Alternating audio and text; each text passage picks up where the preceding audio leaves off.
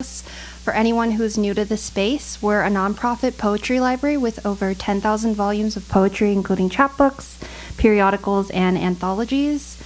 Thank you for joining us to celebrate the launch of Winter Night Rabbit Worries by Yuigyong, translated from the Korean by Steen Ann. Structured as a series of stories, Yu's fifth poetry collection presents narrative and linguistic architectures that dissolve the opposition between those materials that construct the this and the that side of life, past and future, truth and falsehood, memory and fantasy. We want to thank our co-sponsors for this event, Ugly Duckling Press, who also made beautiful 40th anniversary broadsides that are for sale in the lobby, and the Taesan Foundation for making this event possible. For this occasion, poet Yuigyong and translator Steen Ann are joined by Michael Joseph Walsh, Lee Jenny, and Archana Madhavan, Julie Bond, who is a PhD candidate in the English program at the CUNY Graduate Center with a research focus on Black feminism, queer kinship, and poetry, will also be the interpreter during this event. I'll be introducing the poets in reading order. Our first reader will be Michael Joseph Walsh, who is the author of A Season, winner of the Georgia Poetry Prize, and Innocence, winner of the Lighthouse Poetry Series. He is the editor of Apartment Poetry, and his poems, reviews, and translations have appeared in the Brooklyn Rail, Denver Quarterly, Diagram, Guernica Fence, Jubilat, and elsewhere. He lives in Philadelphia. Lee Jenny is a South Korean poet and writer born in Busan in 1972. In 2008, she made her literary debut with the poem Peru, which won the Gyeongang Daily News New Writers Award. She has since published 4 poetry collections, Maybe Africa, As We Don't Know Us, The Things That Were Thus Scribbled, The Sentences That Aren't Even There Are Beautiful, Eternity Looks Back at the Future, and an essay collection, Dawn in Music. She was a recipient of the Kim Hyun Literary Prize in 2016 and the Hyundai Bunak Award in 2022. Archana Madhavan translates Korean poetry and prose into English. Her past book-length works include Kim Hyun's Glory Hole and Emil's Roadkill. Her translation of Lee Jenny's first book of poetry, Pirowa Padowa, was shortlisted for the Granum Translation Prize in 2023 and won the Melinda A. Markham Translation Prize in 2024. She lives in San Jose, California. Yuigyong is an acclaimed South Korean poet, playwright, and essayist. He is the author of over 10 collections of poetry and prose, including Today's Morning Vocabulary, Winter Night Rabbit Worries, and Photography and Poetry. Yu studied creative writing at the Seoul Institute of Arts and playwriting at the Korea National University of Arts, and debuted as a poet in 2008 when his poem won the Chosan Ilbu Spring Literary Contest. A recipient of today's Young Artist Award from the South Korean Ministry of Culture, Hyundai Bunak Literary Award, and the Kosan New Writer Award, Yu lives in Seoul, where he runs the poetry bookshop and project space Wit and Cynical.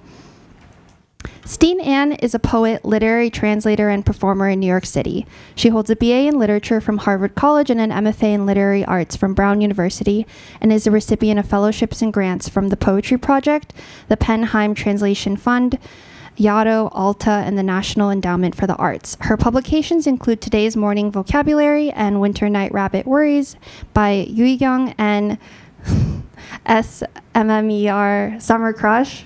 Their debut poetry collection, Bee Dragon Sweet, is a winner of the 2023 Nightboat Poetry Prize. I want to welcome our first reader.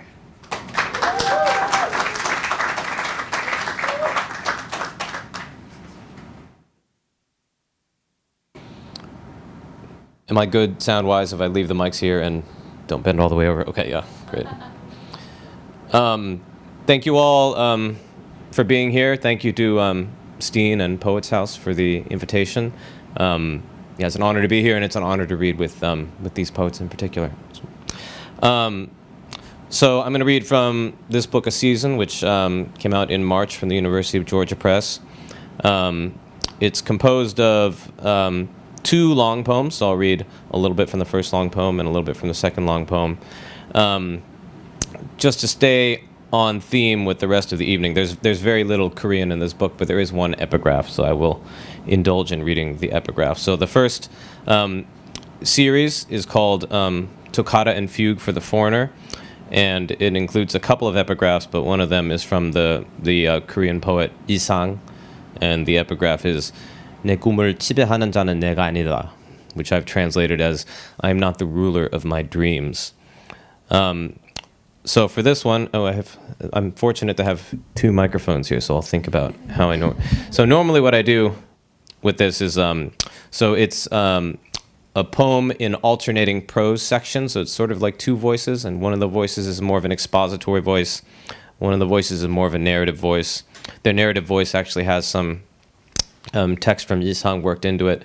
Normally what I've been doing is I've been kind of like turning one way to indicate that I'm doing the one voice and turning the other way, so I'll kind of maneuver around the microphones in that way, just to give you a sense. Toccata and Fugue from the Foreigner. Yesterday goes forth from this moment. As a test of our astonishment, a cock crows. In this body there are head hairs, body hairs, nails, skin, teeth. Rejection on the one hand, inaccessibility on the other. The foreigner calls forth a new idea of happiness, smear of light at horizon's commissure, a pantomime of stone lacking flesh, and how better in the end with leasening words to replace itself. The psychotic ghost that haunts poetry is the hidden inclusive world. As if dying instantly, the room organized itself around the angle of my head, my presumed line of sight. I was so at peace, I didn't even sneeze. I thought of opium, the front part of the room, its little nip of sun. I thought about the multiplication and breeding of virtue. Was that evidence of my recovery? The nights took a long time to arrive in those days. Once, holding a familiar knife, the barber lifted my chin, and I felt like a photo of a man stretched out across some train tracks.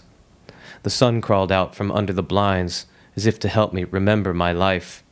It felt a little like crying in bed.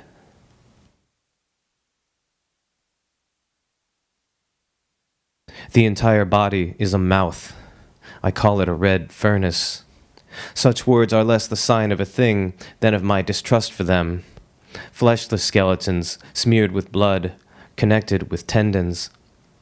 From live metaphor to dead metaphor, with the blood of the finger or the tongue. The inner work of the prosthesis resonates differently in our individual bodies. We feel the pulls of the different media, fan and mirror, blossom and fruit. They ring in the flesh for myriad miles. Eventually, I had to admit that in returning to my dreams so often, I was only looking for company that was the same as being alone. I had no telos. I'd given up thinking. I watched as one by one my past twirled back to face me, until I finally understood that I was myself the camera, that my memories, creations were destined to be my own. Snap, I said, to make it official. After that I was whole, flush with my viewfinder, and I spent what felt like days turning that feeling over in my mind's eye like a pig on a spit. The wind was howling. The stars were volatilely arranged. To get to sleep, I'd close my eyes and imagine myself as a prelude to an exorcism, watching the world fold out into a maelstrom of wire and wood. A sheet of light spilled out of the sky one morning, and I was never the same again. I was petrichor, an apparitional surge. I was a clay head stuffed with flowers in the center of a still pool.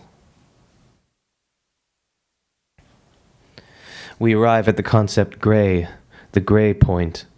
We kill space and give light to space. In this body there are kidneys, liver, pleura, tendons, heart, spleen, and lungs. This was the soil it grew in, this the hour it bloomed. And yet I welcomed it, strangely, the sense I had that the story could all at once fade quietly out of existence into a wisp of narrative air.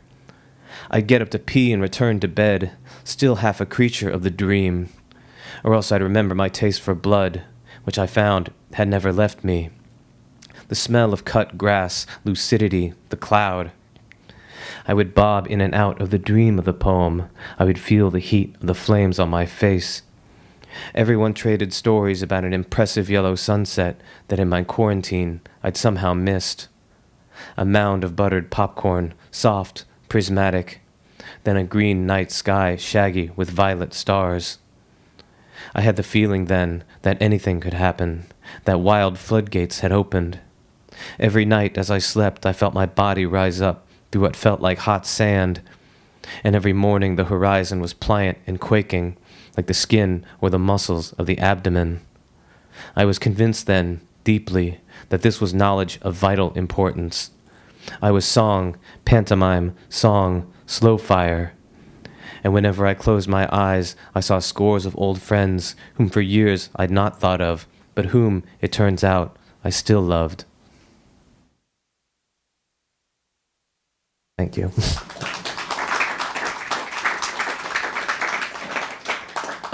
So now I'll read from the second long poem in the book, which is called A Season.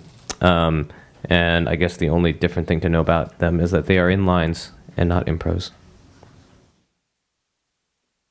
A season. When for company one has one's body, its center filled up with the desire to see everyone gradually, which is how I was made, a still flower floating, laughing and crying, the horizon of rest. And then after a while the self protests, hypoxia, notices you falling asleep, then passes by way of the flood, from knowing by nothing to experience what was there, what I could, in the unfairness of it, drive into the nose. And this panic the world could sustain, bowed, broken comfort, the splash of each misting wave. As accordingly when I was eyes and sun slamming, whether I meant to or not, as accordingly when I re-emerged, gasping on the surface by a nearly perfect hill. And then on went time, on down the days, in the bare and bleached crust of the earth, the ominous cool of the dream. And that was it, though I hardly trusted it, chewing attention while the wind slapped my hood, and the air all pollened everywhere, at the limit of structure a carapace in the weather's infrequent promise, and then the oddly bloodless purple of each available feeling tried on, then tossed away.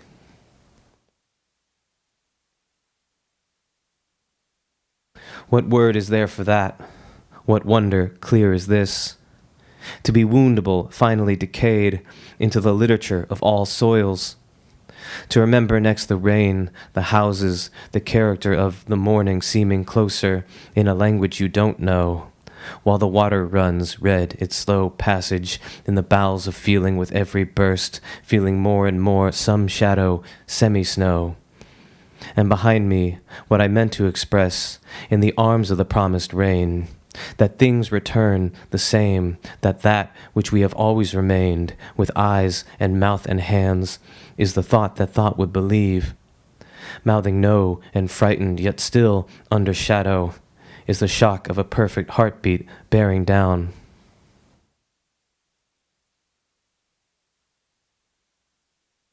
This will be the last one, thank you. But it is hard to remember. It is not so simple as that. In electric wetness, my, pushing against the wall, it was too soon for the former body, needing to breathe again, much needing flesh, as sonorous as the peeling air, which loves but will not listen, which translates the mark of the scar, without ever understanding what was good, in health or in sickness, on the basis now of swarming space, better muscled, better dreamed, or else having itself begun to unzip into the same dark fragment as, while moving some kiss of warped light, yielding to weird silence about to vomit, the sun begins to see the one thing not yet eaten, a pearl plucked from far in the past, where there was clover growing, a deep shadow, a smile entrained on the border between this day, yesterday, the dawn, between structure and sown story based on I and this nothing, a sea inside me like in no suspended thirst. The story is, from end to end, a natural home, a life dream crossed with blood and extra light, to which I'd give myself in this indirect way, stretched out in the dark and aware of it, this necessary split of flower and fruit, of summer and strange spring.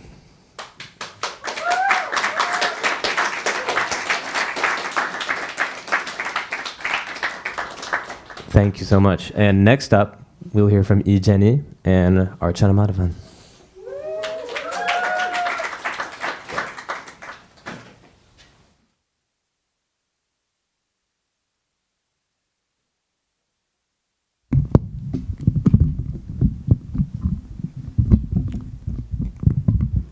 네, 안녕하세요. 이제니입니다. 네, 오늘 포이트하우스에서 한국시가 읽히는 것은 처음이라고 들었거든요. 되게 뜻깊고 감사하게 생각합니다. 그리고 또 오늘 제가 사랑하는 동료인 유희경 시인의 영역본 겨울밤 토끼 걱정의 영역본 출간 기념 낭독회인데 같은 동료로서 또 함께 할 수 있어서 감사하게 생각합니다. 오늘 Hello, everyone. I'm poet Lee Jenny.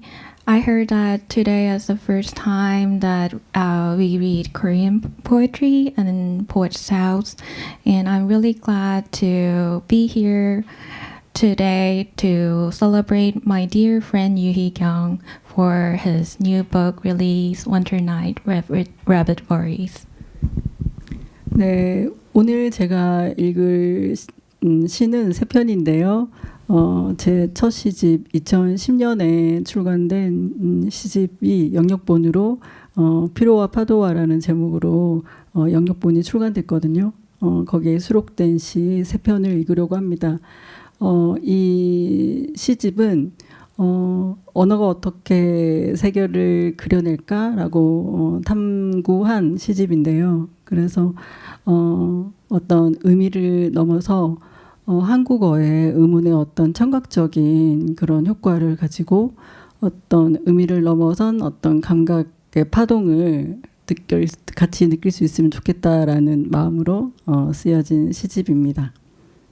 So I'm going to read from my first poetry book, published in 2010 and later translated by Altana, and is called 피로와 파도와. It is a volume that explores how language portrays the world. I would introduce it simply as a collection written to perceive, centered on the visual and auditory rhythms of the Korean language. It is like a linguistic pulse or wave that transcends the mere semantic meaning of the poem themselves. I thought I would also talk a little bit about what drew me to this collection.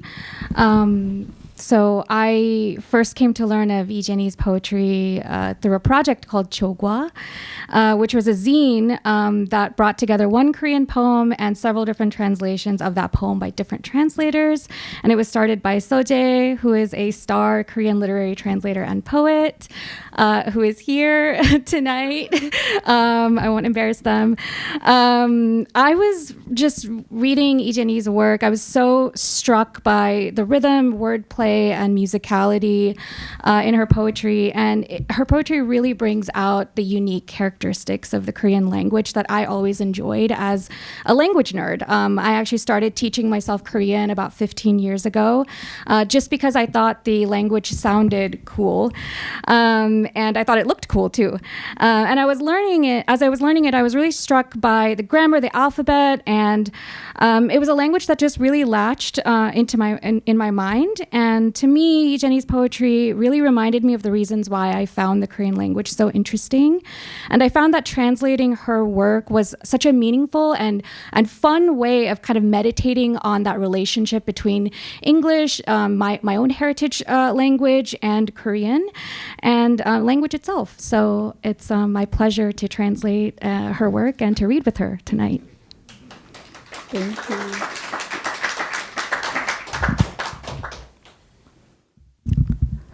모퉁이를 돌다. 어느 날 당신 앞에 모퉁이가 나타난다. 모퉁이는 당신이 보거나 보게 될 한없이 이어진 몇 개의 선분이다. 당신은 모퉁이를 돌며 모퉁이라고 발음하고 모퉁이라고 발음하며 모퉁이를 돈다. 모퉁이는 돌거나 그냥 지나칠 수 있다. 오늘도 모퉁이는 당신에게 사라지거나 나타날 것을 종용한다. 모퉁이는 지나치고 모퉁이는 냉정하고 모퉁이는 어둡고 모퉁이는 발생 가능한 사건의 형태로 존재한다. 당신은 모퉁이를 돌면서 위를 쳐다본다. 하늘이 보이거나 보이지 않는다. 보고 싶다고 되뇌면 보고 싶은 감정이 더할까 덜할까. 이것은 문장으로 연습해보는 어떤 종류의 감정이다. 소멸되기를 거부하는 어떤 종류의 감정이다.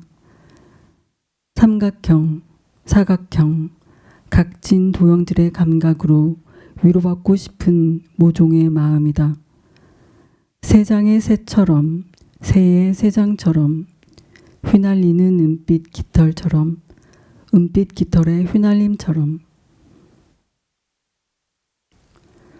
당신은 약간의 온기만 있으면 족하다. 그러나 당신에게 온기는 언제나 부족하다. 당신은 모퉁이를 돌며 오전과 오후를 연습한다. 나타났다 사라지는 일에 불가함을 연습한다. 그림자의 각도를 예측하고 그림자의 일부가 된다. 모퉁이를 돌면서 모퉁이라고 발음하고 모퉁이라고 발음하면서 모퉁이를 돈다. 어느 날 당신 앞에 모퉁이가 나타난다. Turning the corner. One day a corner appears before you. The corner is several infinitely entwined lines that you have seen or that you will see. You turn the corner and say the word corner. You say the word corner and turn the corner. You can turn the corner or simply pass it by. Today, too, the corner urges you to disappear or appear. The corner is too much, and the corner is unmoved, and the corner is dark, and the corner exists in the shape of a possible incident. You turn the corner while looking up. The sky can be seen or unseen. If you keep repeating, I want to see you, does the feeling of wanting to see you become something more or less? This is the sort of feeling that you practice with sentences. This is the sort of feeling that refuses annihilation. Triangle, quadrangle, the sensation of angular shapes. This is a kind of heart that wishes to be comforted by them. Like the bird of the birdcage, like the birdcage of the bird, like the fluttering silver feather, like the silver feathers fluttering. A little warmth is enough for you, but the warmth is never enough to you. You turn the corner and practice the before noon, the afternoon. It appeared, you practice the mysteriousness of something that disappears. You predict the angle of your shadow and become a piece of shadow. You turn the corner as you say the word corner, and as you say the word corner, you turn the corner. One day, a corner appears before you.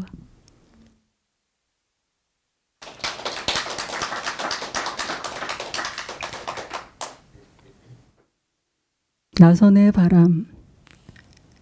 기억의 숲에서 망각의 바람까지 우리의 목소리는 더 이상 어두울 수 없을 만치 어두워 숲으로 감추고 바람으로 속이고 숲에서 바람까지 나무에서 구름까지 감추고 삼키고 속이고 숙이고 죽이고 묻히고 밀리고 말리고 우리는 뒤에서 우리는 목소리 뒤에서 우리는 우리의 죽은 목소리 뒤에서 몇 발짝 뒤에서 간신히 어제에서 어제로 사라져가는 시간 속에서 숲으로 바람으로 구름에서 종이까지 어쩌면 거기에서 어쩌면 여기로 나선의 숲에서 나선의 바람까지 어둠은 더 이상 어두울 수 없을 만치 어두워 죽음의 숲에서 기억의 바람까지 어쩌면 이제는 아직도 적어도 걸어서 기어서 숲에서 숲으로 곁에서 곁으로 의지와 망각과 불과 춤과 어둠과 죽음과 거기에서 여기로 여기에서 거기로 이미 드디어 우리는 죽었고 나선의 바람과 숲의 불과 물의 춤에게 드디어 아직도 우리는 숲과 숲으로 망각과 망각으로 우리의 목소리는 더 이상 조용할 수 없으리만치 조용히 우리는 죽었고 나선의 바람에서 기억의 불까지 아직도 이미 벌써 또다시 Spiral wind. From the forest of memory to the winds of oblivion, our voices are as dark can be. We conceal them with the forest, deceive them with the wind. From forest to wind, from tree to cloud, we conceal and swallow and deceive and bend and kill and bury and cease and push.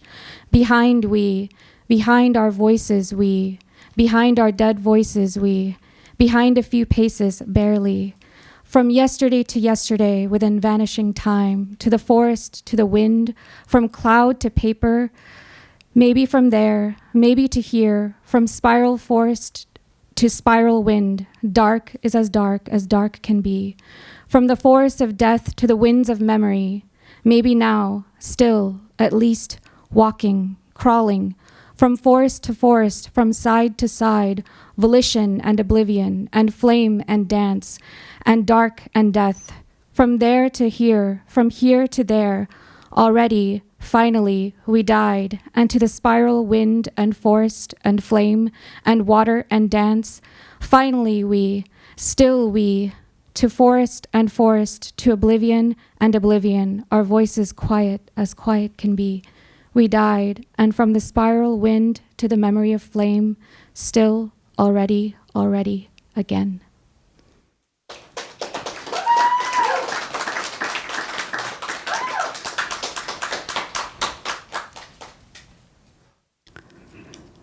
피로와 파도와 피로와 파도와 피로와 파도와 피로와 파도와 물결과 물결과 물결과 물결과 피로와 파도와 피로와 파도와 sea swells and sea swells and sea swells and sea swells and sea swells and sea swells and sea 바다를 향해 swells 열리는 창문이 있다라고 and 쓴다. sea swells and sea 백지를 양배하는 사람의 swells. 연약한 감정이 밀려온다.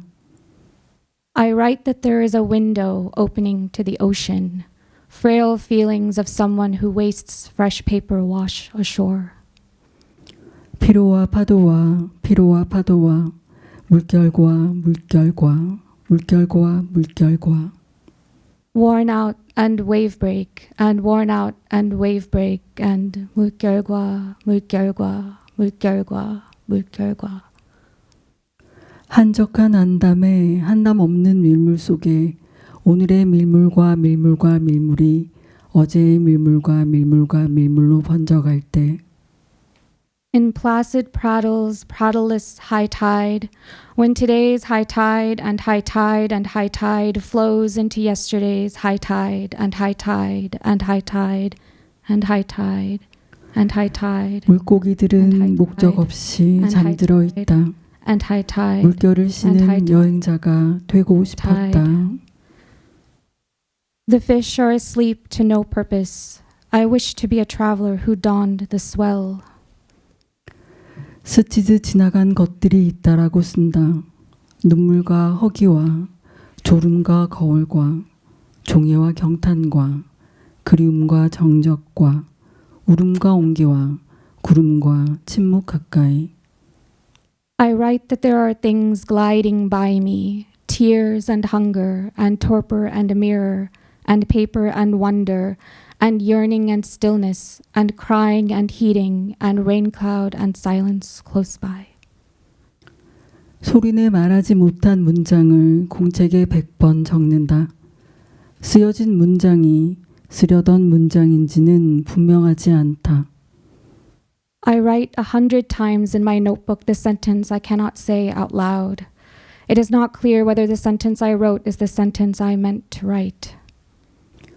피로와 파도와 피로와 파도와 물결과 물결과 물결과 물결과 피로와 파도와 피로와 파도와 sea swells and sea swells and sea swells and sea swells and sea swells 피로와 파도와 and sea 피로와 swells 파도와 and sea 물결과 swells and sea 물결과 swells and sea 물결과 swells. 물결과 피로와 파도와 피로와 피로와 파도와 파도와 물결과 물결과 물결과 물결과 물결과 물결과 피로와 파도와 피로와 피로와 파도와 피로와 파도와 물결과 피로와 파도와 물결과 물결과 물결과 물결과 물결과 물결과 피로와 파도와 피로와 파도와 물결과 물결과 물결과 물결과 피로와 파도와 피로와 파도와 물결과 물결과 물결과 물결과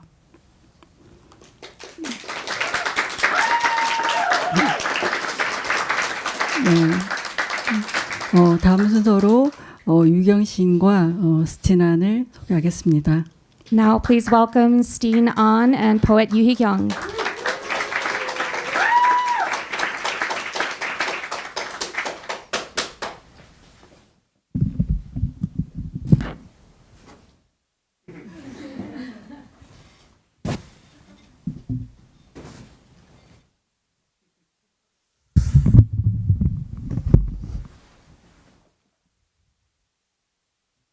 Thank you everyone. Thank you so much to Poets House, to Subin, to Mike, to Leo, and the rest of the team. Thank you all for coming out. Thank you to Mike and poet Lee Jae-ni and Archana Madhavan, and thank you to Judy Ban for doing an amazing job interpreting. And thank you to the Daesan Foundation for helping to sponsor this event. And thank you so much to Ugly Duckling Press for this beautiful new book. So many people here played such an important part in making this happen. From the UDB team, we have Carrie, we have Vane, who helped organize this event, and other UDB members who aren't here but who played a really important part in making this book happen, Milo, and then the editors, Daniel Owen, Serena Solin, and Aini Jung, who created this beautiful design. And it's such an honor to do this event with poet Yoo Hee-kyung, who is a huge inspiration to me. And so I'll let him sort of introduce himself and also Winter Night Rabbit Worries. 네, 안녕하세요. 반갑습니다. 저는 시인 유희경이고요. 저도 감사드려야겠는데 너무 기니까 UDP와 포에츠하우스 그다음에 특히 수빈 씨께 감사드립니다. 그리고 제 전생에 사랑이었을 것 같은 시연에게도 감사드립니다. 네.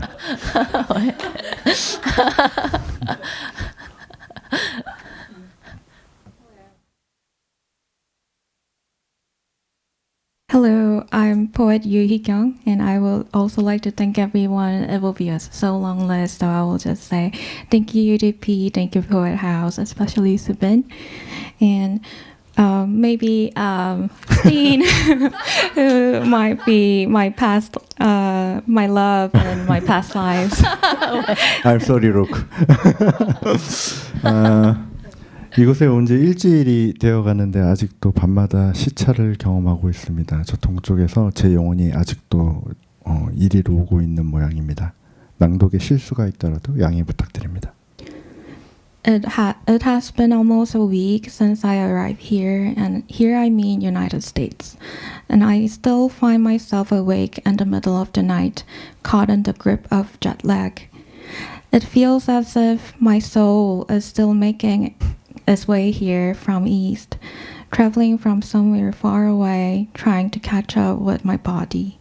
So if I stumble during the reading, please be generous with me. 네. 겨울밤 토끼 걱정. 네. 윈터나잇 래빗 워리스. 이 시집은 저의 가장 최근작의 번역본이고요. 오직 이야기만을 담으려고 노력했고 또 이야기라는 가교를 통해서 나라는 주체가 너라는 타자에 접근할 수 있고 닿을 수 있지 않을까 노력했습니다. So Winter Night Rabbit Worries is my most recent work. I try to let it be story and only story. Through the bridge of story, I hope to reach to the other, to touch what is outside the self, while still speaking from within.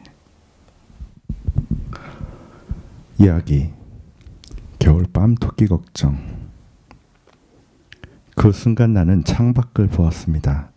흔하디 흔한 차라리 어두운 쪽에 가까워서 누군가를 깜짝 놀래키는 용도의 걸맞을 가로등 아래 작고 하얀 물체가 있습니다. 나는 그것이 토끼라고 생각했습니다. 그것은 토끼였고 점점 토끼였고 귀가 길고 눈은 빨갛고 깡총깡총 튀어다니는 토끼인 것이 분명했습니다. 도심 가로등 아래 토끼라니 나는 그만 흥분하여서 여러분 토끼입니다. 저기 토끼가 있어요. 외쳤지요. 그러나 주위에는 아무도 없고 토끼는 꼼짝도 하지 않았습니다. 토끼로부터 눈을 떼지 못한 채 점차 나는 의심하게 되었습니다. 긴 귀를 감추려 들거나 빨간 눈을 깜빡이거나 깡총깡총 뛰어 어디론가 사라지지 않는 토끼는 하얀 조약돌이거나 버려진 빵 봉투가 아닐까. 귀가 길고 눈이 빨간 하얀 조약돌, 깡충깡충 뛰어 사라지는 빵 봉투. 하얀 조약돌에 눈과 빵 봉투의 귀를 가진 토끼의 형식은 가로등 아래 꼼짝도 하지 않고 대신 저것은 토끼가 아니지 않은가, 토끼일 수 없지 않은가. 나는 불신으로 가득 차서는 마침내 저것은 토끼가 아닙니다. 저것은 토끼가 아니에요. 하지만 주위에는 아무도 없고 창밖은 짙어져가는 어둠. 토끼와 토끼가 아닌 것 사이에서 나는 고통스러워 더 이상 창밖을 보지 않으리라 다짐까지 했는데 다시 혹한의 겨울밤이 되면 마른 바람이 찾아와 창문이 덜컹이고 뼛속까지 시려 잠이 들지 못하는 그런 밤이 찾아오면 나는 어쩔 수 없이 토끼를 걱정하게 됩니다.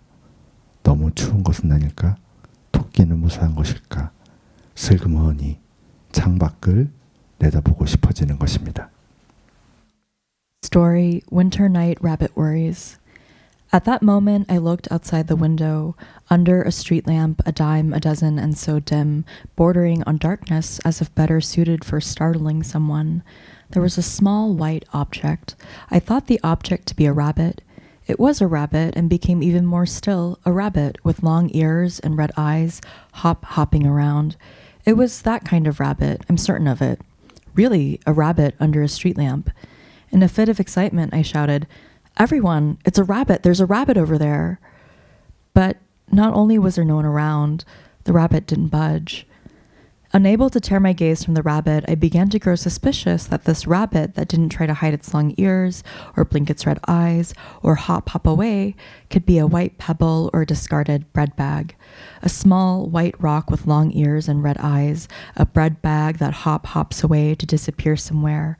The form of the rabbit with the eyes of a white pebble and the long ears of a bread bag sits still under the street lamp, and so I become filled with doubt. It can't not be a rabbit. It couldn't possibly be a rabbit, could it? Until at last, "Everyone, that isn't a rabbit. That's no rabbit."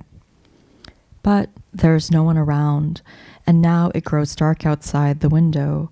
I am so torn between the rabbit and the not rabbit. I had even resolved to no longer stare out the window. But still, on bitter winter nights, when a stubborn wind visits to rattle the windows, and you're too chilled to the bone to fall asleep, when a night like this visits, I can't help but worry about the rabbit. Is it too cold outside? Is the rabbit safe and sound? I get the urge to glance out the window. 이야기 원형. 할머니는 타레에서 실을 뽑으며 노래를 부르곤 하셨다. 나는 그 노래를 기억해 본다. 그러면 할머니는 지그시 바라보고 이쪽에서 저쪽으로 넘어가는 실, 슬슬 풀려가는 실, 친친 감기는 실. 무언가 허술해졌고 그만큼 불룩해지고 할머니의 노래는 끝이 나지 않을 것 같다. 이쪽에서 저쪽으로 그저 옮겨갈 뿐. 그 얇고 가는 사이 아가, 할머니의 목소리를 들은 것만 같다. 나는 벌떡 일어나서 주위를 둘러본다. 창밖에는 늙은 나무가 있고 그것은 아슬하게 서 있다. 가을이 되면 저 위태로운 각도의 잎들을 모두 벗고 중심의 방향을 드러낼 것이다. 그때쯤, 그렇구나. 할머니의 목소리를 들은 것만 같다. 그런 노래였나? 그랬구나. 머리를 만져주는. Story, Etemon. Grandmother would sing now and again while pulling yarn from a skein. I try to remember her song, grandmother gazing at me gently, the threads of yarn crossing over from here to there, the yarn slowly, slowly loosening, the yarn winding round and round. Something slackens and swells in equal measure, and it seems as though grandmother's song will never end, merely carries on from here to over there, the slender gossamer spaces in between. My child, I think I hear grandmother's voice. I bolt up and look around. Outside the window, an old tree stands precariously. When autumn arrives, the tree will shed all its leaves dangling aslant to reveal the tilt of its heart. Around then, I suppose I did. I heard grandmother's voice. Was it a song like that? I suppose it was, the kind that caresses your head.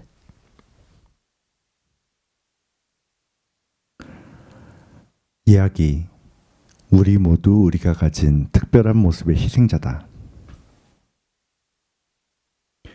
그는 책상이 되었고 비가 내리기 시작했다. 그는 빗소리에 귀를 기울였다. 그럴 수밖에. 세상의 빗소리를 가장 열심히 듣는 존재는 책상이며 책상이 할 줄 아는 것은 그뿐이다.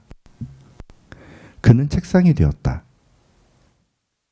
아침에, 평일 아침에, 비가 내리는 평일 아침에 출근을 해야 하는 비가 내리는 평일 아침에 그는 책상이 되었다.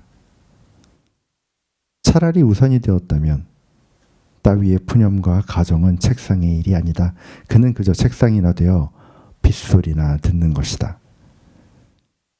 그런 아침 빗소리는 왜 그렇게 선명한 것인지 그는 빗소리를 다 셀 수 있겠다 생각했다.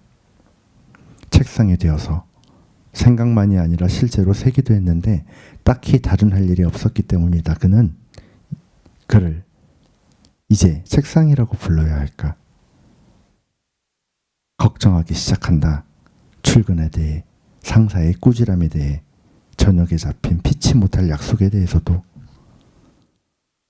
전화를 할 수 없으나 편지라도 써보는 게 어떨까?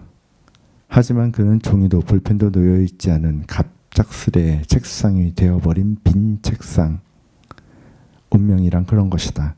그러니 그는 그저 책상으로 놓여있고 비가 그쳐간다. 이 비가 그치면 봄이 오겠지. 눈을 감아도 아른거릴 봄볕이 란 참 성가실 것이다.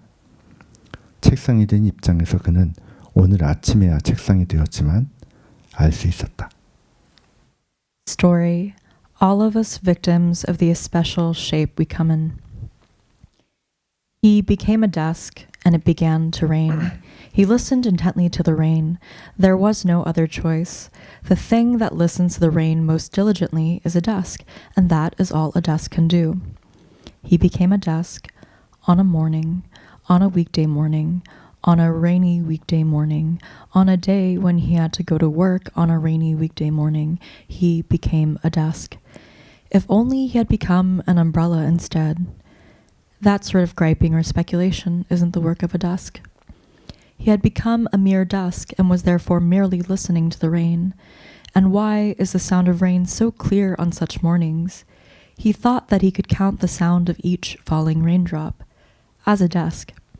It wasn't a mere thought, and he really did count the sound of each falling raindrop, but merely because he had nothing better to do. He, or perhaps we ought to refer to him as a desk now, begins to worry about going to work, the scolding from his boss, the evening commitment that he can't get out of. He can't call, so perhaps he could try writing a letter instead. Alas, he had become a desk so suddenly, one without even a single sheet of paper or a ballpoint pen laid out, an empty desk. Such is one's fate. He remains laid out merely as a desk, and the rain is beginning to slow. When this rain stops, perhaps spring will arrive. Even if you close your eyes, the shimmering light of spring will be rather troublesome. From the perspective of someone who had become a desk, although he had only become a desk that morning, he could tell.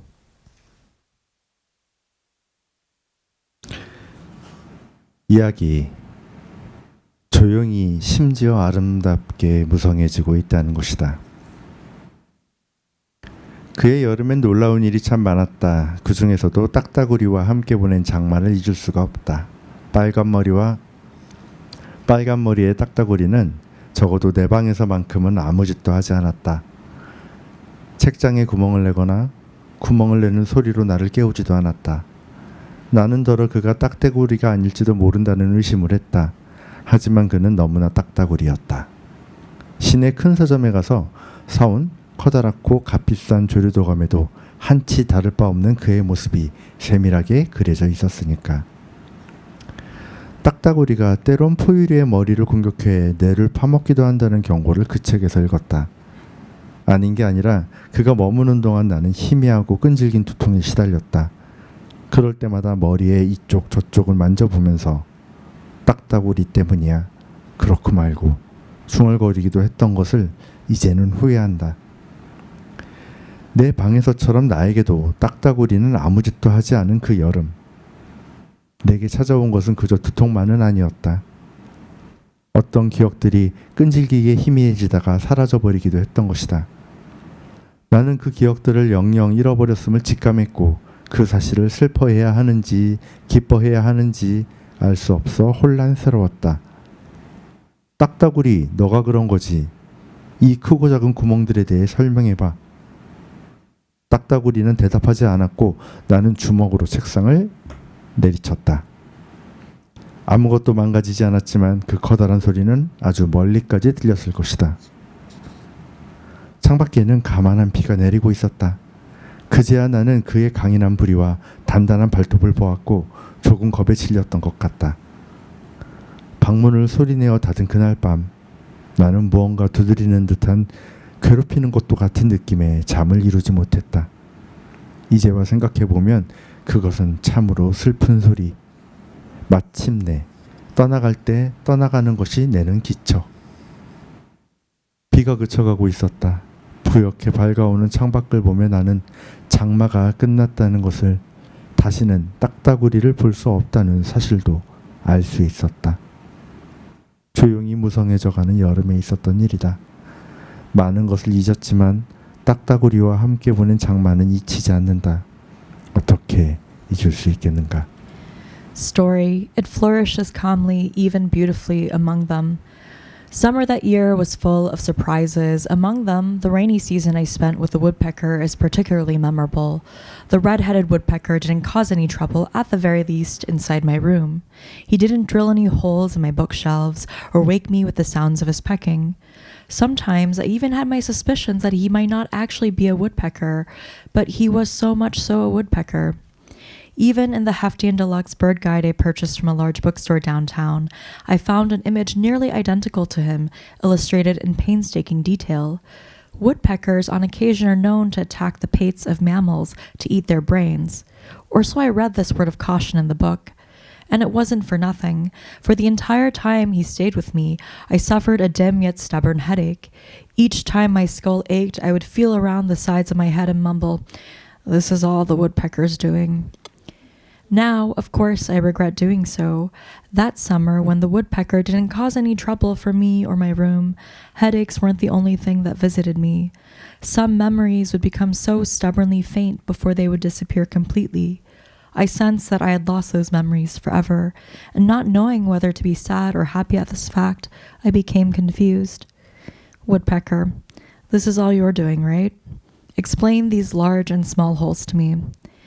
The woodpecker didn't answer, and I slammed my fist onto the desk. Although nothing was damaged, that great sound must have been heard even from far away. Outside the window, the rain was falling quietly. It was then that I saw his hardy beak and thick talons, and even got a little scared. That night, I closed the bedroom door with a loud noise. The feeling of something tapping, even troubling me, made it impossible to fall asleep. When I think about it now, the sound was quite sad, like the traces that something leaves behind when it's finally time to leave. The rain was coming to a stop. Staring at the hazily glowing dawn outside the window, I knew that the rainy season was over and that I would never see the woodpecker again. What happened during that calmly flourishing summer? I've forgotten many things, but I can't forget the rainy season I spent with the woodpecker. How could one forget such a thing?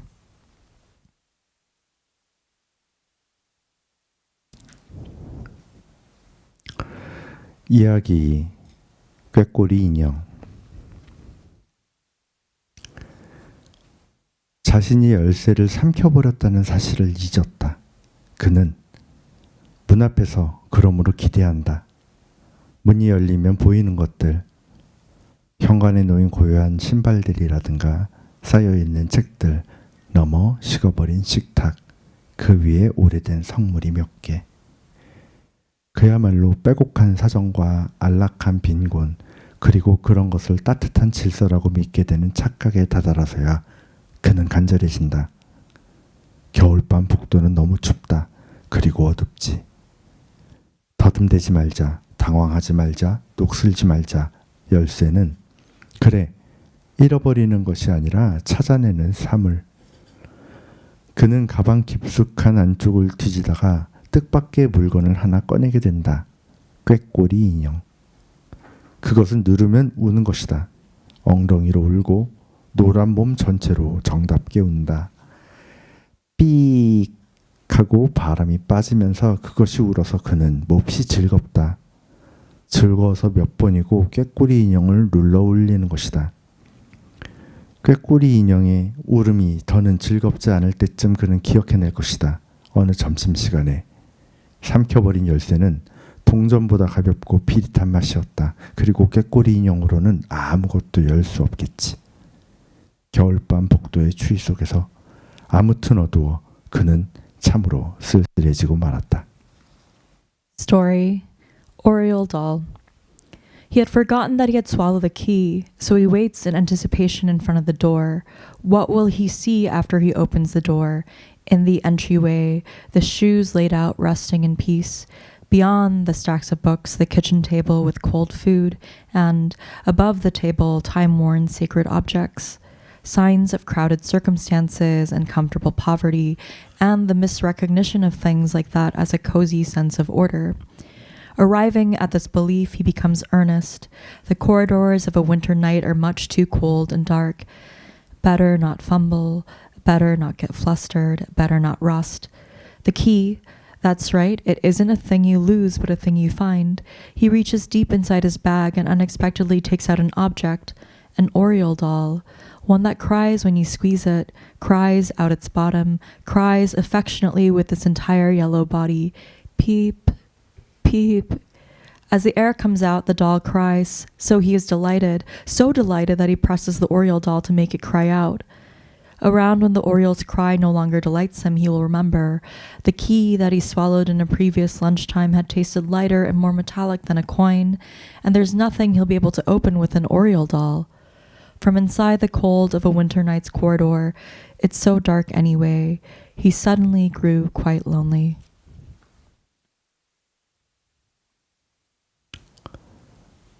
이야기 지독하게 추웠던 어느 밤, 나는 안을 들여다보고 있었다. 누가 어깨를 툭 치고 무슨 일이냐 물어보면 그러면 나는 저기 사람이 있어요 대답하려고. 거기 아무도 없고 식어버린 난로뿐이며 잘못 본 것 같군요. 순순히 시인하게 되더라도 나는 들여다보기를 그만두지 못한다. 입김이 날리고 근처 까치떼가 성급히 울고 있을 때 나는 여전히 안을 들여다보면서 저기 사람은 춤을 추고 있어요. 까치떼 짖을 때마다 조금씩 어두워지고 그러나 가늘게 눈 뜨면 아직도 쓸쓸한 내부. 아무도 없이 싸늘히 식은 난로. 나는 난로에 불이 붙기를, 따뜻해진 안에서 사람이 춤을 추게 되기를 바라는 것일지도. 그러나 그런 일은 일어나지 않는다. 누구도 나의 어깨를 툭 치지 않았으므로, 내게 무슨 일이냐 묻지 않았으므로, 까치때 딱딱한 울음소리마저 어두워지고 입김조차 보이지 않을 때 누가 문을 여는 것 같군. 식어버린 난로에 불을 지피고 있어. 그리고 겨울밤 간절함은 사람의 춤과 같은 신비를 만들기도 하는 것이다. Story.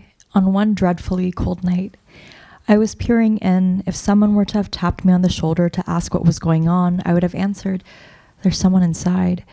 But there's no one there, only a dormant fireplace. I was mistaken. Even if I have to make an honest concession, I can't quit peering in.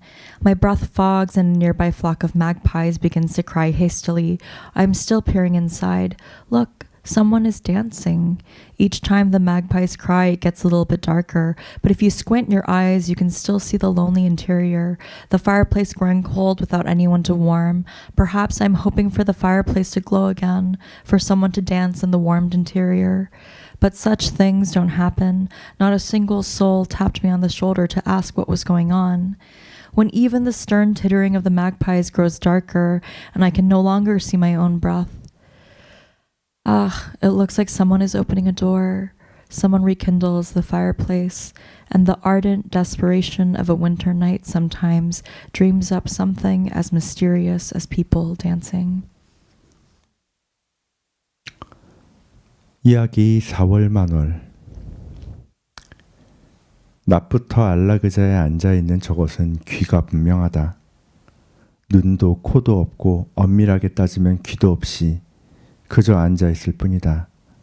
안락의자에 저것은, 저 귀는 지금 유리상자 안에 든 유물처럼 고요하다. 고요한 귀를 보면 속삭이고 싶어지지. 누구든 어떤 말이라도, 꾸며낸 사랑의 맹세라도. 너는 누구의 귀일까? 어디서 온 거니? 언제부터 여기에 앉아 있었던 거야? 그러나 귀의 대답을 기대하는 건 아니겠지. 지금 안락은자에 앉아있는 저 귀를 손뻗어 만지고자 한다면 만질 수도 있을 것이다. 만지는 것뿐만 아니라 잡아당기거나 슬쩍 꼬집어 보는 것도 가능하겠지. 나는 그렇게 하지 않는다. 귀를 만지는 것은 그것이 설령 나의 귀라 하더라도, 나의 귀라 할 수 있는 것이 있다면 말이지만 무례한 일이다. 만국 공통어처럼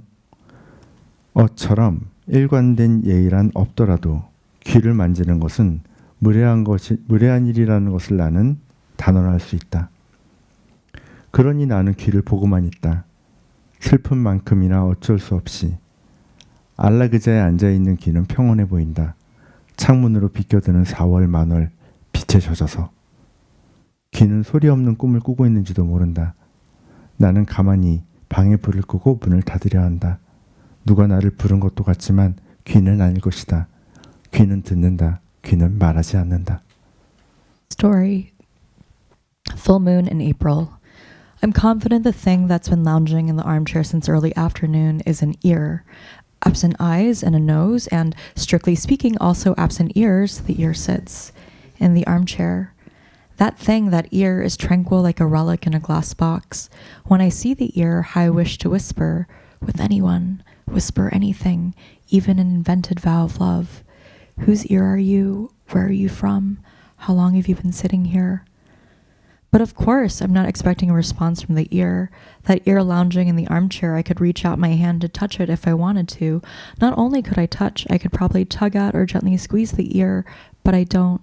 To touch an ear, even my own ear, even if such a thing as my own ear existed, is impolite. Even if common codes of decorum might not exist, unlike a lingua franca, I'm confident that touching an ear is indecorous. And so, I only gaze at the ear, as helpless as I am hapless. The ear lounging in the armchair appears to be at peace. Awash in the light of April's full moon shining aslant through the window, perhaps the ear is dreaming soundlessly, Quietly, I go to turn off the lights in the room and close the door. I feel like someone is calling me, but likely not the ear. The ear listens. The ear doesn't speak.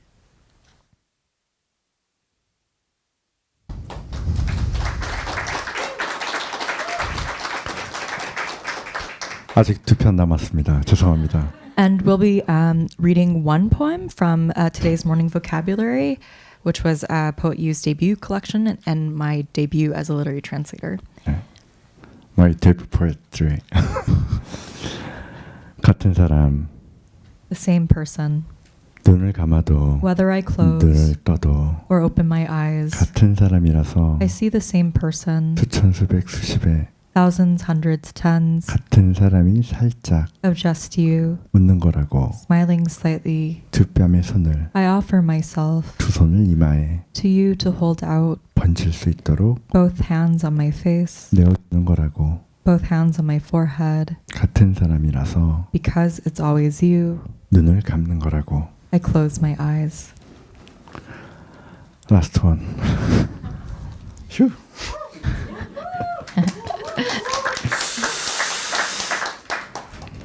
I think this is the last poem we're reading, but I think the first poem that I actually translated and published, maybe. 이야기 늦여름 아니면 초가을. 늦여름 아니면 초가을. 기억은 믿을 수 없다. 아버지는 모로 누워 계셨다. 한들거리는 거미줄. 거미는 보이지 않았다. 거미는 숨어 있단다. 거미줄을 건드려 보렴. 하지만 나는 무섭다. 마루가 삐걱거리는 소리. 수십 년째 말라가면서 아버지는 돌아 누웠다. 그럴 때의 냄새, 그럴 때의 온기. 거미줄을 건드리지 않은 것처럼 아버지의 등에도 손을 댈 수가 없었다. 그러니 거미도 아버지도 움직이지 않았다. 비어있을 거라는 가정은 어째서 하지 않았던 것일까? 보이지 않으면 숨어 있는 것일까? 엉금엉금 기어 문 쪽으로 달아나는 그림자. 문 아래 틈으로 밀어 넣었다가 거두는 빛의 손. 잡아야지. 도망칠 수 없도록. 늦여름 아니면 초가을의 기억은 믿을 수가 없어. 나는 아직도 무섭고. Story, late summer or early fall. Late summer or early fall, memories are unreliable. Father was lying on his side. In the swaying spider web, no spider could be seen. The spider is hiding. Why don't you try touching the spider web? But I am afraid. The sound of wooden floorboards creaking, withering for decades, father rolled over to his other side, and when he did, his scent, his warmth, just as I hadn't touched the spider web, I didn't dare touch my father's back, and so neither the spider nor my father moved. Why couldn't I grasp that the space would be empty? If you can't see it, is it hiding?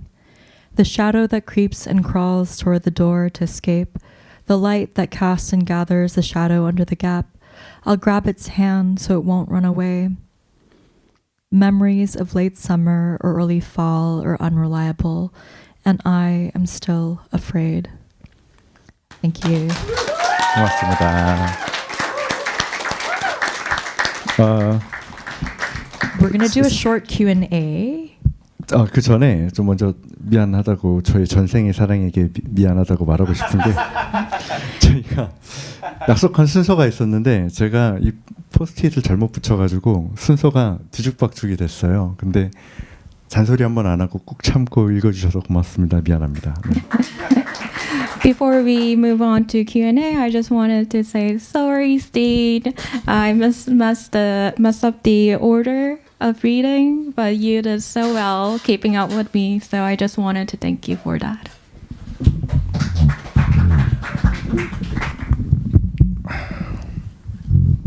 I have a question for Poet Yu. Tell me more about this rabbit in Winter Night Rabbit Worries. 오늘 Q&A는 순차로 통역을 하게 되는데 좀 더 하고 싶은 얘기를 잘 하고 싶어서 그래서 미리 좀 답변을 정리를 메모로 했고 그래서 핸드폰을 좀 이용해서 보겠습니다. So today for our Q&A, we would do English Korean translation, but just to answer better and translate better, we actually try to write down the answer first. And sorry, I might be using my phone and reading my answer from my phone. 토끼는 귀엽습니다. 우리는 모두 기억이라는 걸 가지고 있습니다. 그리고 그 기억을 말하는 것이 이야기일 것입니다. So first of all, rabbit is cute, and we all carry memories. The act of igniting those memories, the act of speaking them, that I believe is what a story is. 그 시 속에서 화자는 이것이 토끼이다라고 말하고 동시에 토끼가 아니라고도 말을 했는데 이것이 기억 시간의 속성이라고 생각을 합니다. 그러니까 우리의 경험은 언제나 이것이 그것이고 혹은 실은 그것이 아니었다고 번복하는 과정의 반복이라고 생각합니다. So the speaker of my poetry says rabbit, but then walks it back, wondering whether it was really a rabbit at all. So, and I think this is the nature of memory time. Our experience come into language in exactly that way, uncertain, revisable, alive. 기억은 그럴 수도 있고 아닐 수도 있는 어떤 시간의 물적 집합체라고 저는 생각을 하고 그래서 우리는 언제나 우리의 경험을 대단히 애틋하게 생각하게 됩니다. 어떤 겨울밤 내가 혼자 있는 시간에는요. 그런 의미를 담아서 어떤 겨울밤 어떤 이야기의 모음의 첫 시작을 겨울밤 토끼 걱정이라는 제목으로 달고 싶었습니다. So it is like the memory can be something, maybe not. Memory times always works like that in a very same way. So in this book, I really wanted to share that elements of story to share with all of you. And then kind of going on this idea of story, a lot of the poems start with story or the titles start with story. And I think you were very specific about distinguishing between 이야기 and this idea of story. And I was wondering if you could share a bit more about what makes 이야기 special. 처음 이제 이 시집을 번역하기로 하고 이야기란 무엇인가에 대해서 스티인하고 꽤 길게 이야기를 한 것 같습니다. 이것도 이야기네요. 근데 뚜렷하게 영어로 완전히 번역될 수 있는 방법이 없어서 저희는 스토리라는 단어를 택했습니다. So when we first decided to translate this poetry book, and I'm actually telling you another story right now, and we had a long conversation, and I told Steen that 이야기 may not be the same thing as story. 이야기는 전달 과정이고 그 전달의 결론이 되기도 하지요. 그것은 삶에 대한 비유라고 생각을 합니다. 경험의 재현이죠. 그러니까 우리는 말하기를 함으로써 상상하고 그리고 공감하고 그리고 이해합니다. So 이야기 is a delivery, and it can also be at the same time the result of delivery. It is a metaphor. It is a representation, and to represent experience through that representation, to imagine and to speak that imagining into being. 생각하면 생각할수록 나라는 인간은 피와 살로 만들어진 게 아니라 온통 이야기로 만들어졌다고 생각합니다. 내 어머니와 내 아버지의 이야기의 하나의 결과로서의 이야기, 내 어떤 시인으로서의 이야기, 친구로서의 이야기, 그런 수많은 이야기들이 나를 이루고 있다고 생각합니다. The more I think about it, the more I wonder is am I as a human being made not of flesh and blood but of stories alone? It is like maybe I'm made by stories of my mom, mother and father. Maybe I'm a story of a poet. Maybe I'm a story of my friends. 저는 어떤 사건의 증거이고 증인이고 저라는 존재가 사라지면 필경 사라지는 이야기들이 있겠죠. 근데 시인이라는 건 언제나 세상과 삐딱하게 대결하는 그런 반항아들이고 그래서 저는 저의 이야기를 남기기로 결정했습니다. 이것이 이 시의 모든 제목이 이야기인 까닭입니다. I am, as a poet, I am the evidence and the witness of a particular time. When a person disappears, so does their story. And I will disappear one day. And as a poet, I'm a bit grumpy, I'm a bit tilted as I'm an outsider. And so I decided to leave my story in this way. Thank you, Julie. 이게 저희가 한두 가지 질문이 더 있었는데 스티안한테도 저도 궁금한 게 있어서 그냥 제가 또 스티안한테 질문하는 걸로 좀 넘어가 볼까 합니다. 사실 이런 기회는 흔치 않거든요. 예. So actually we do have more questions, but I also have questions for Steen. So I would like to use this time to ask some questions to Steen. 스티는 저의 첫 시집인 오늘 아침 단어를 번역했습니다. 저희 첫 시집은 2011년에 나왔고요. 그 다음에 두 번째 번역 작품으로 겨울밤 토끼 걱정을 택했는데 이것은 저의 최근작이고 2023년에 나왔습니다.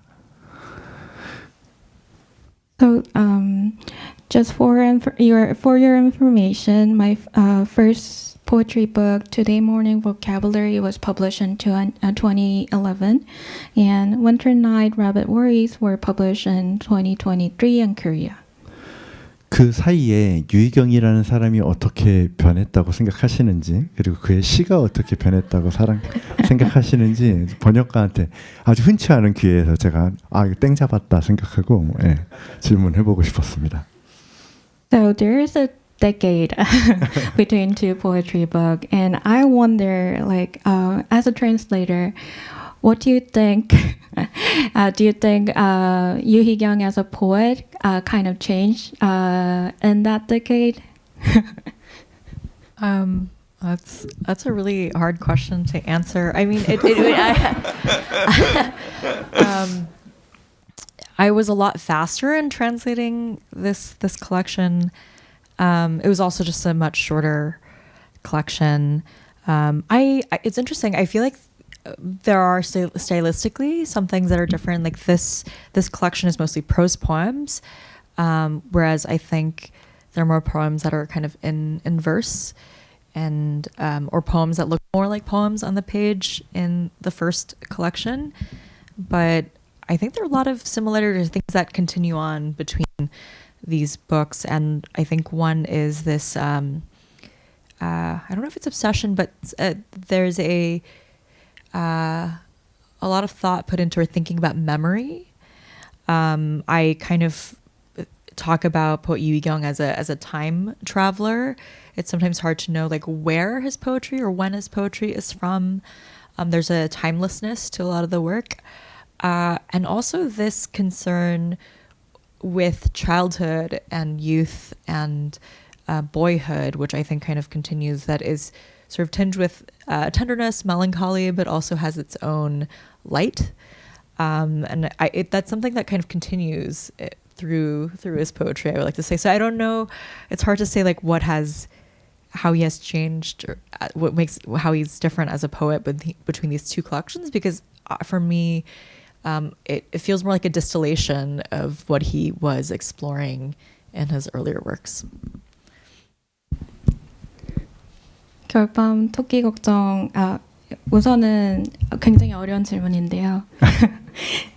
사실 겨울밤 토끼 걱정 번역하는 것이 더 빨리 끝난 번역 작업이기도 했어요.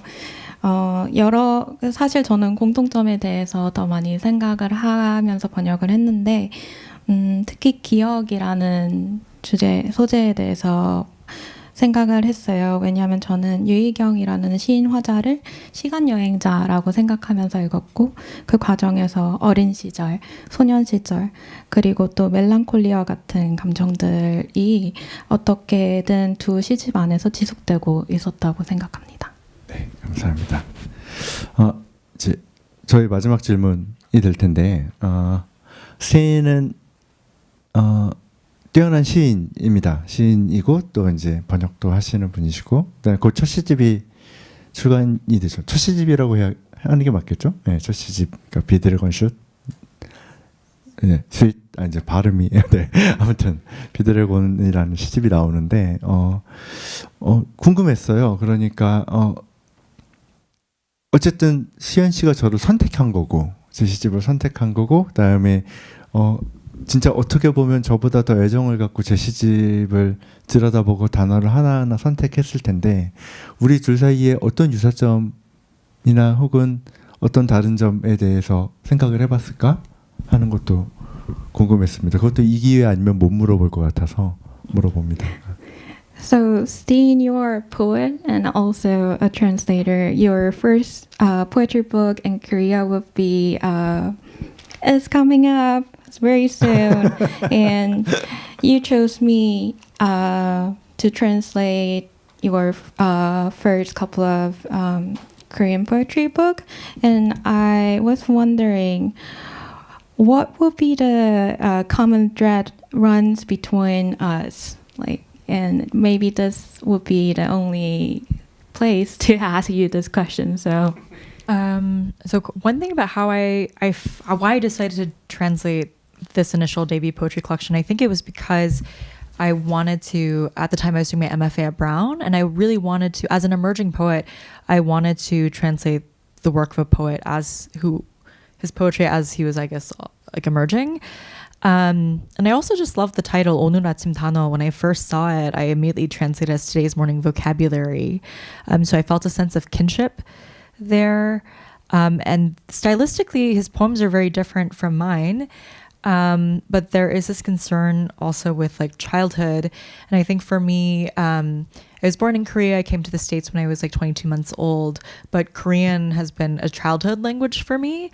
And translating today's morning vocabulary did end up becoming a way of returning to the Korean language through poetry. And outside of that, I really wanted to translate Poet Yu because he runs this poetry bookshop in Seoul called Wit and Cynical.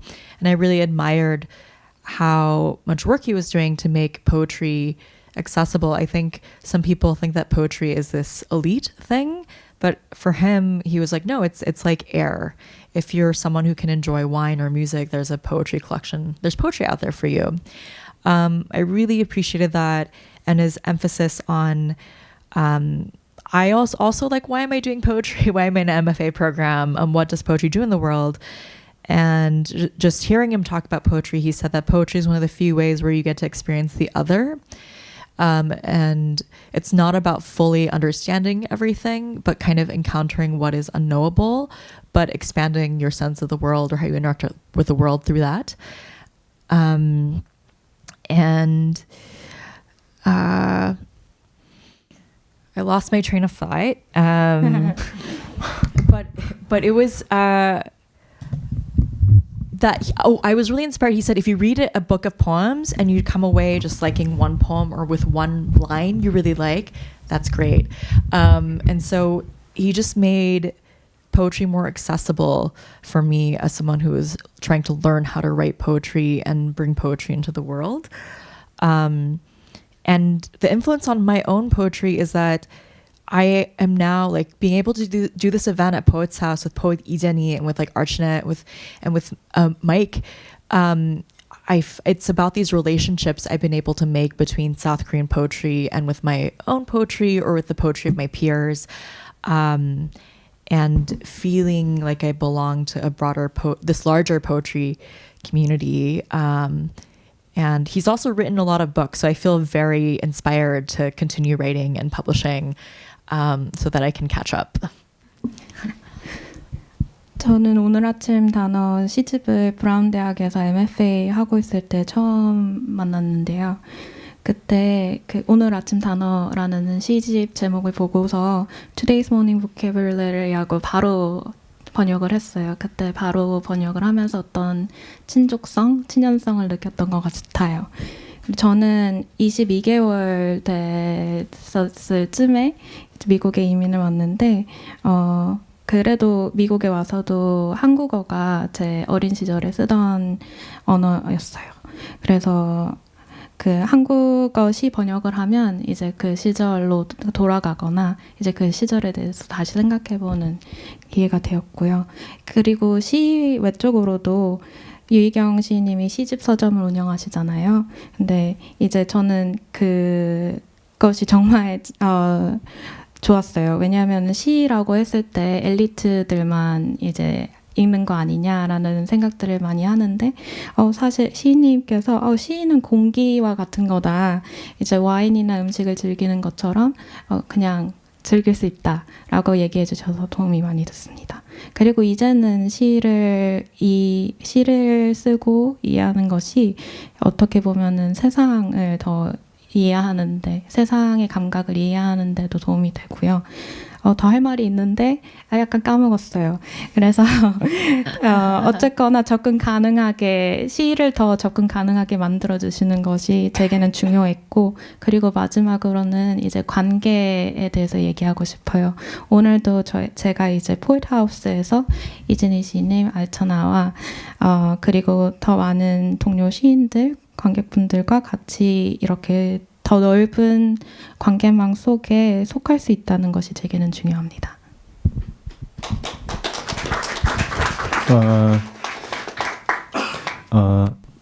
포에트하우스 와서 좀 화가 났는데, 왜 화가 났냐면 시는 뭐 한국 시와 미국 시가 따로 있다고 생각하지 않습니다. 시는 다 시라고 저는 생각하고요. 근데 뉴욕 시는 시에 고마워할 줄 아는구나 라는 생각이 들었어요. 이렇게 근사하게 한국 사람들 시 못지않게 사랑하고, 사실 어느 나라에도 뒤지지 않을 만큼 시를 사랑하거든요. 한국 사람들 많이 팔립니다. 제법, 물론 뭐 조금 제법. So actually I just wanted to add on that actually Poets House made me angry because I saw all of the lovely collection here and the space, and what I was thinking was, New York City has a better sense of how to treat poetry. I mean, I just wanted to say Korea also have this love of poetry, but we might need have a better infrastructure. 근데 서울시는 조금 더 시에 감사할 줄 모르는 것 같고요. 저는 귀국하자마자 서울시청 앞에 가서 피켓 시위할 예정입니다. 제 시 들어주셔서 진심으로 감사드리고 사랑합니다. 네. So Seoul City doesn't have that kind of sense of understanding of poetry, so maybe I should do a one-man protest in front of Seoul City Hall. So anyway, thank you so much for being here and being here with us today. Thank you so much. I love you, 올빼.